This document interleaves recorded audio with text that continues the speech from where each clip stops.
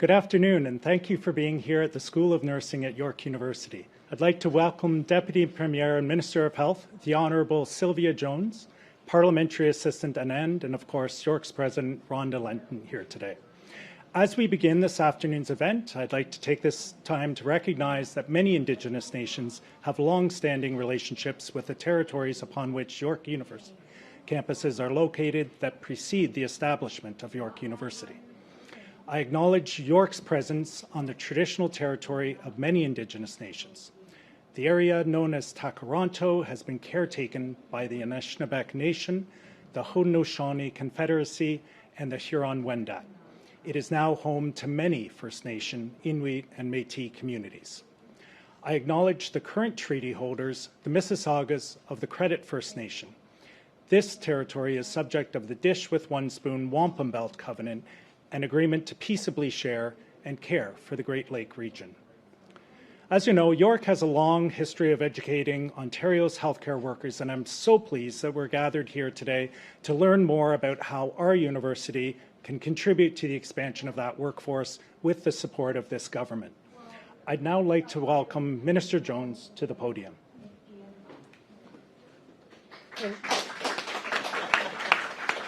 Thank you, Chris, and good afternoon, everyone. It is indeed great to be here back at York University alongside MPP Anand, Parliamentary Assistant to the Minister of Colleges, Universities, Research Excellence and Security. And thank you to the York team for hosting us today. I was delighted to be able to join you last year to announce our government is building a new medical school at York University focused on training primary care physicians. Thank you for everything you are doing to train the healthcare workforce of tomorrow. Under the leadership of Premier Ford, our government has been making record investments in healthcare. We're taking bold and innovative action to make it easier for people and their families to connect to care closer to home, including by investing in and supporting Ontario's world-class nurses and other healthcare professionals. Since 2018, Ontario has seen a record-breaking number of new healthcare professionals join the workforce, adding nearly 100,000 new nurses, with another 30,000 nurses currently studying at Ontario colleges and universities. And we're increasing opportunities for nurses to access more specialized training and optimize their expertise and scopes of practice.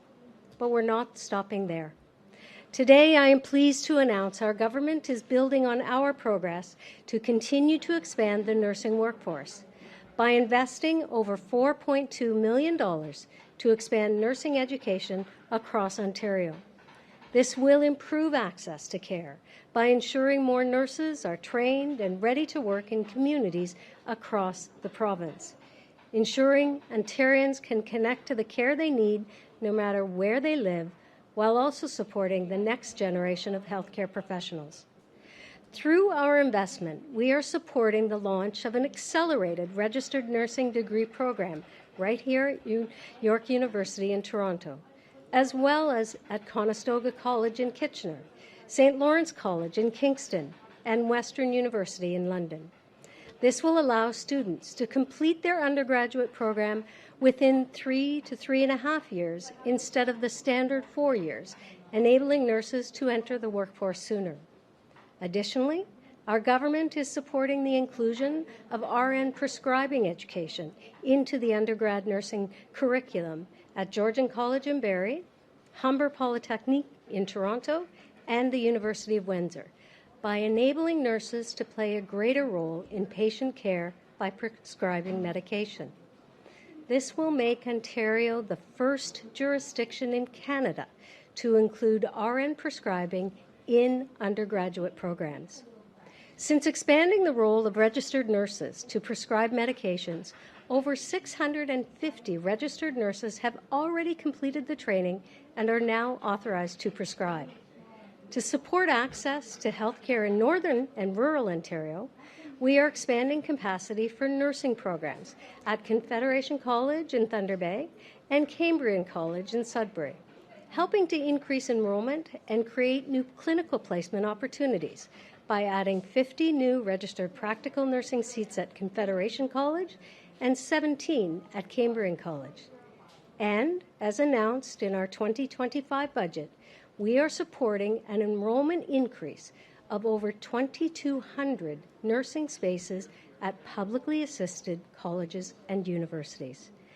By investing in education and accelerating training for nurses, our government has been growing our highly skilled nursing workforce and ensuring Ontarians have access to exceptional care for decades to come. Thank you to all of our education and healthcare partners who have helped make today's announcement possible. And thank you to all of Ontario's nurses, past, present, and future. You are indeed a pillar of our healthcare system and our communities, and we are very grateful for the tremendous care you provide to patients and their families each and every day. I'd now like to turn it over to PA Deepak Anand to share a few words. Thank you. Stay well.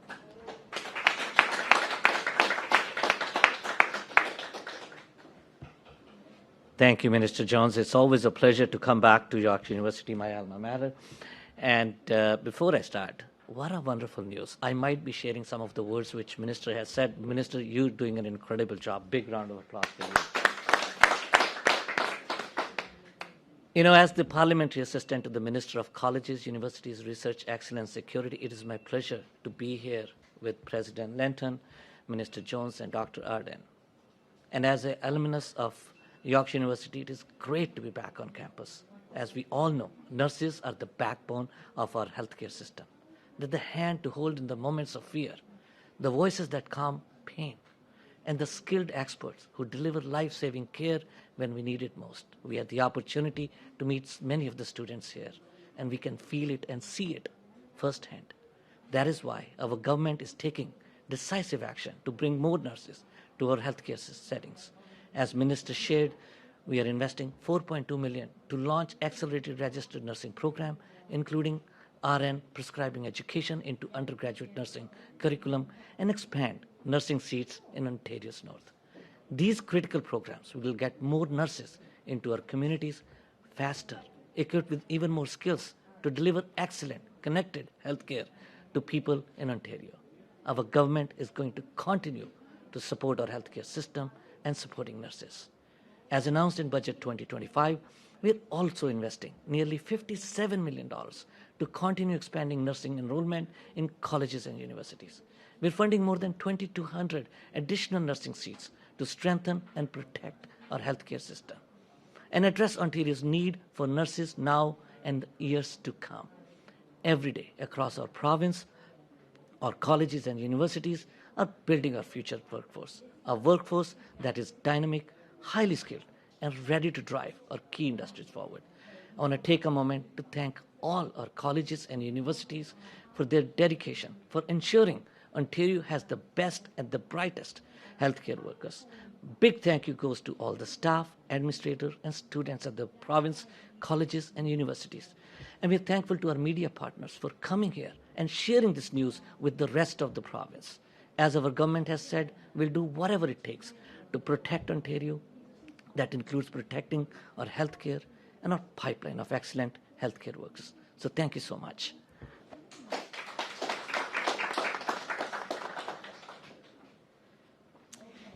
Well, thank you so much, Parliamentary Assistant Anand, Minister Jones, and Dean Ardern. I'm Rhonda Lenton, and I'm honored to be the President and Vice Chancellor of York University. Today's announcement is an important step in future-proofing the healthcare workforce in Ontario, and we are proud that York will be playing an important role in this work.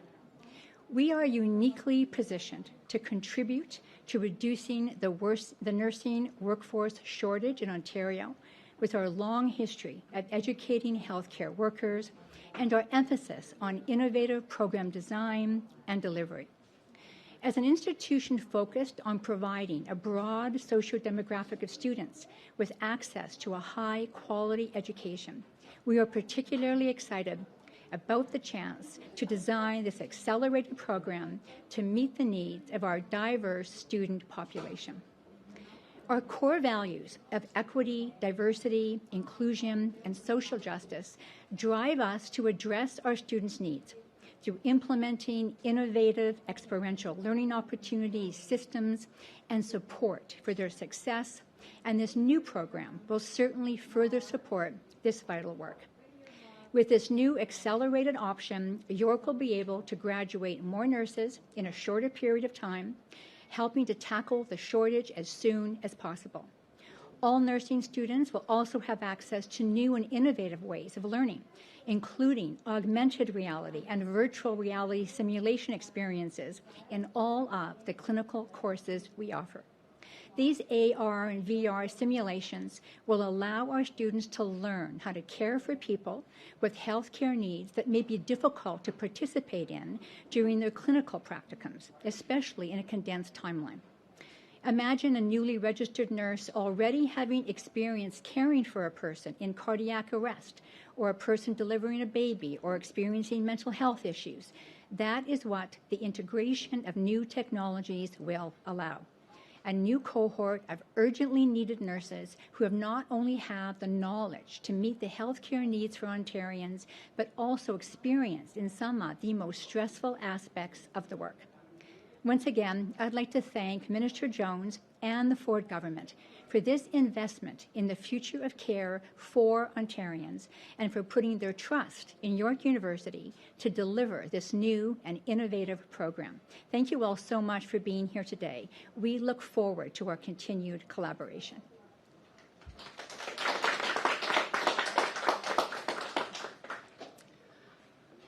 We will now begin to take questions from the media, so all media present can begin to line up behind me at the microphone. And as a friendly reminder, the format is one question and one follow-up. Please state your name and your outlet before your question. Hannah Alberga, the Canadian Press. In the wake of the tragic news today of an infant dying after they were infected with measles, doctors say there hasn't been enough discussion about how to protect vulnerable patients from measles, including pregnant people, who they say is bearing the burden of the outbreak. What do you plan to do about that? So there's no doubt that the news released of an infant that died as a result of complications, including having measles, is deeply disturbing. You know, we had Dr. Moore go out and give a directive to the local public health units across Ontario last year, reinforcing the importance of making sure that those public health units refocus their efforts on catch-up for childhood vaccines. Of course, we've seen now many letters going out to students in schools and their caregivers and parents, reminding them of the importance and ensuring that they can confirm that their children have up-to-date vaccines. You know, it's devastating when you hear about something that we've had measles vaccine in Canada and around the world for almost 5 decades, and yet we still have individuals who, for many different reasons, are choosing not to get vaccinated. Our multi-million-dollar social media campaign is that reminder to people of the importance and, frankly, the risks of not getting a vaccine. So I hope today's terrible news really refocuses people's conversations with their primary care practitioners. If you have questions, please call Health 811. Listen, this is real, this is impactful, and as we have seen this week, sometimes can lead to death. Yesterday, the Canadian Press published a story in which I spoke to multiple patients of the same doctor who alleged neglectful care going back almost a decade. It's also the same doctor that Toronto Public Health recently found out was improperly sterilizing equipment, putting nearly 2,500 patients at risk. Now these women want the province to do an independent review of CPSO's oversight of this doctor, saying not enough was done to protect them and many other patients. Would you consider launching an independent review? Well, the work that the College of Physicians and Surgeons of Ontario does is exactly that, ensuring that clinicians, physicians follow and maintain standards and scopes and practice. So I will leave it to the CPSO. I would remind you that, of course, this physician is no longer practicing in Ontario, but the CPSO and their process is exactly to ensure that when patients come forward with concerns, questions, and complaints, there is a mechanism through that independent body.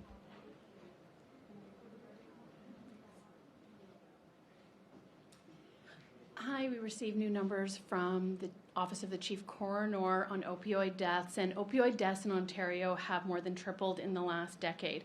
Advocates fear the treatment approach that your government is taking is not the right approach because a treatment has always been available and that many more options are needed, including harm reduction services and addressing the toxic drug supply. So why is a focus on treatment that you're taking right now the right option, knowing that many advocates close to the population most affected who are dying want more and want different? So the consumption and treatment centers that were located within 200 meters of a school, a daycare, an early on center were given the opportunity, did apply, and successfully received almost 4 times more funding to actually offer more treatment. So we had a system that your own numbers would suggest was not working very well for our population. While we have seen a 15% decrease in the last year of opioid deaths, there is still far too many people who are impacted by, frankly, a very deadly illness. And it's an illness that we need to deal with through both offering treatment and offering pathways of hope. Our heart hub treatment models, we will actually have more than the addiction and treatment centers that previously operated in provinces too close, frankly, to neighborhoods with schools and daycares. And again, because we have offered and are providing almost 4 times more funding, it means that not only will there be treatment for mental health and addictions, but there will also be supports given for primary care, for supportive housing, for ultimately employment supports. We are bringing all of these agencies who do incredible work in our community together to make sure that no matter what that individual needs at that moment in time, it is in these treatment hubs. And the Chief Coroner fears that this 15% drop just from 2023 to 2024 is a blip and that we will see the numbers climb much more. These hubs and these treatment areas, given that more than 2,200 people are dying every year in the province, how many spaces are there to real spaces to accommodate people? If these are just the numbers of people that are dying, there's many more people who are addicted. Yeah, thank you for the question. So in addition to the 28 heart treatment hubs that we are operationalizing, we have, of course, since 2018, also brought online almost 500 new treatment beds.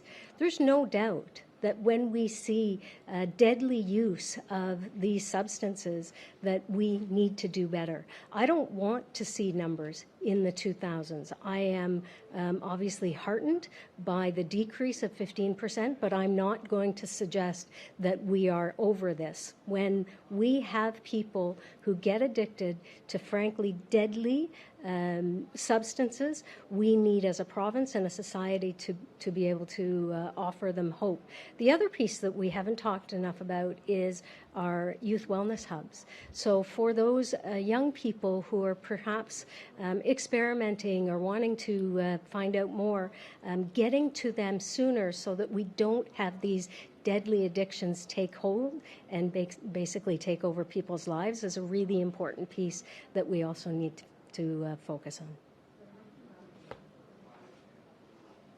Hi, Minister Mike Crawley from CBC. Another addictions-related question for you. The province does a very good job of publicizing the waiting times for things like hip surgery and emergency room wait times, but there's no easily publicly available figures that we can access about how long you wait for an addiction treatment bed. Is there any change in the works on this? What are you going to do so that we can actually get some data about how long it actually takes to get an addiction treatment bed now, so that we can also measure whether the changes you're bringing in with the heart hubs actually make any difference in access. Yeah, fair point. So some of that is the challenge of how many, frankly, organizations provide mental health and addiction support. Some, of course, would be residential bed-based, which we do have a pretty good handle on, of course, where they are and if they are experiencing wait times and what they are. But some of it is just the complexity of who you're serving and what they need at that given point in time. You know, there was a time in the province of Ontario not that long ago where if you had a concurrent issue, mental health concern as well as an addiction, there were many organizations that did not have the capacity to be able to treat you at the same time. We're working through that with many organizations that understand you cannot separate the person from their various issues and illnesses. So we'll keep working on making sure that as we increase the number of treatment beds, as I said, since 2018, we've brought on almost 500 new treatment beds, that we do a better job of tracking where they are available, and how people can access them. Last question. And just another follow-up on the measles issue. You mentioned the social media campaign, but this outbreak has been going on for a long time. Do you have any explanation as to why this has been such a severe outbreak, and are you going to do anything differently now, given what's been happening?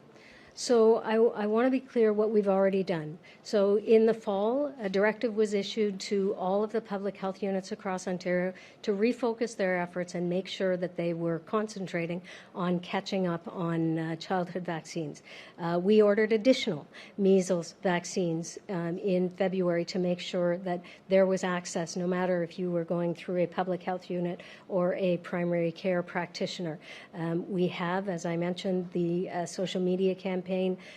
Dr. Moore has worked very closely with the public health units that have been most impacted. Of course, many of you will know while this outbreak began in New Brunswick, as those families and individuals went back to their home communities, southwestern Ontario in particular was more impacted, and so they have done some very specific clinics to ensure that their communities were aware.